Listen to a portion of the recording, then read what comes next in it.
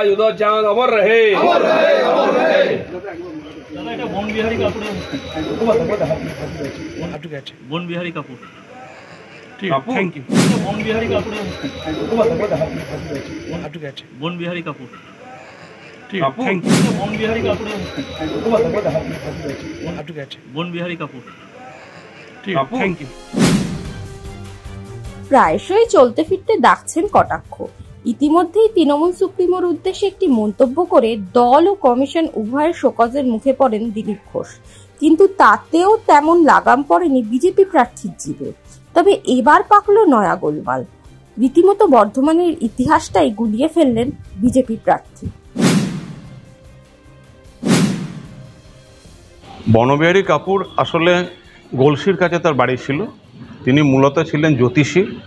তিনি বর্ধমান রাজবাড়িতে জ্যোতিষ কর্ম করতে আসতেন। সেই সময় রাজত্ব ছিল আমাদের বর্ধমানের রাজা আফতাব চাঁদের।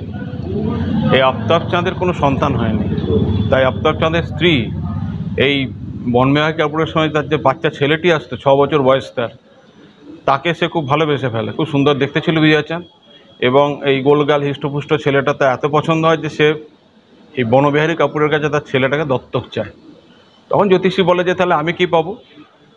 তখন সে বলে যে আপনি রাজবাড়িতেই থাকবেন এবং রাজার এস্টেট দেখাশোনা কাজ করবেন। তো এই সময় এই আমাদের বিজয়চাঁদের জন্ম হচ্ছে 1881 খ্রিস্টাব্দে, এবং তাকে রাজা হিসাবে স্বীকৃতি মানে বসানো হয় আর কি, সেটা আফতাব চাঁদের পর, সেটা 1887 সালে। কিন্তু তখন তিনি নাবালক ছিলেন। তিনি সাবালক হন 1902 সালে।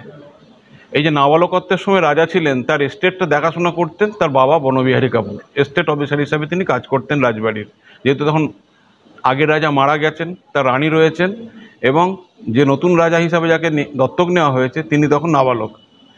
এবং পরবর্তীকালে খুব মজার বিষয় হচ্ছে, বর্ধমানে একটি ফুটবল কাপ চালু হয়েছিল বনবিহারী কাপুরের নামে। বর্ধমানের প্রথম ফুটবল কম্পিটিশন বলা যায়, যেটা বনবিহারী লিগ বলে বিখ্যাত ছিল। এইভাবেই কিন্তু বর্ধমানে ফুটবল খেলার একটা উন্মাদনা শুরু হয়েছিল বর্ধমানে।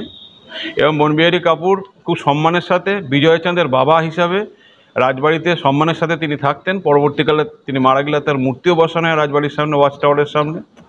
আর বিজয়চাঁদের পুত্র হচ্ছে উদয়চাঁদ, যিনি 1943 সালে রাজা হন বর্ধমানের। অর্থাৎ রক্তসূত্রে বনবিহারী কাপুর হচ্ছে উদয়চাঁদের দাদু। বনবিহারী কাপুরের পুত্র হচ্ছে বিজয়চাঁদ মহাতাব, বিজয়চাঁদের পুত্র হচ্ছে উদয়চাঁদ মহাতাব। দেখুন, এটা নিয়ে আর বলার কি আছে, কারণ দিলীপবাবু মেদিনীপুর থেকে বর্ধমানে এসেছেন, ভোটে দাঁড়িয়েছেন। তিনি বর্ধমান সম্পর্কে কিছু জানেন না, বর্ধমানের ইতিহাস সম্পর্কে কিছু জানেন না। আর দিলীপবাবু আর কি বলবেন, যিনি গরুর দুধের মধ্যে সোনা পান, তিনি তো বনবিহারী কাপুরকে বর্ধমানের রাজা বলেও চালিয়ে দিতে পারেন। এটা ওনার পক্ষে সম্ভব। উনি মাঝে মধ্যেই এ ধরনের ভুল বকেন এবং ভুল কথা বলেন, কারণ বর্ধমানের একটা ইতিহাস আছে। বর্ধমান কলকাতার থেকেও পুরনো শহর, তো সুতরাং বর্ধমানের মানুষ বর্ধমানের ইতিহাসকে যারা বিকৃতি করছে, এবং যারা একটা পাবলিক মঞ্চে দাঁড়িয়ে তারা বর্ধমানের রাজার মূর্তি না হওয়া সত্ত্বেও সেখানে রাজার নামে স্লোগান দিচ্ছে, এটা বর্ধমানের মানুষ নিশ্চয়ই মেনে নেবে না। এর আগেও তো ওনারা এই ধরনের কাজ করেছেন, কারণ ওরা মনীষীদের চেনেন না, জানেন না। তাই তো ওদের মিছিল থেকে বিদ্যাসাগরের মূর্তি ভাঙা হয়। এবং সবথেকে বড় কথা, পুরুলিয়াতে দেখেছেন একটা মূর্তিতে মাল্যদান করে সেখানে তাকে বিরসা মুন্ডা বলে চালিয়ে দেওয়া হয়েছে। তো সুতরাং তারা পশ্চিমবাংলার ইতিহাস সম্পর্কে কিছুই জানেন না। তারা নির্বাচনে লড়তে এসেছেন এবং ভোটে জেতার জন্য তারা এসব কর্মকাণ্ড করে বেড়াচ্ছেন।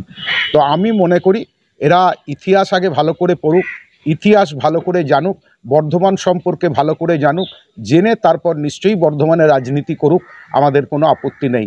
নাহলে কিন্তু বর্ধমানের যে গর্ব আছে, বর্ধমানের যে ইতিহাস আছে, সেই ইতিহাসের সঙ্গে যারা বর্ধমানের মানুষ জড়িত তারা কিন্তু দিলীপবাবুর এই উক্তিকে মেনে নেবেন। আমরা তৃণমূল কংগ্রেসের পক্ষ থেকে দিলীপবাবুর এ ধরনের আচরণের ধিক্কার জানাই, এবং যতদিন উনি বর্ধমানে থাকবেন এরকম বহু ভুল করবেন, এবং বর্ধমানের মানুষকে এই ভুলগুলো সহ্য করতে হবে দিলীপবাবুর জন্য।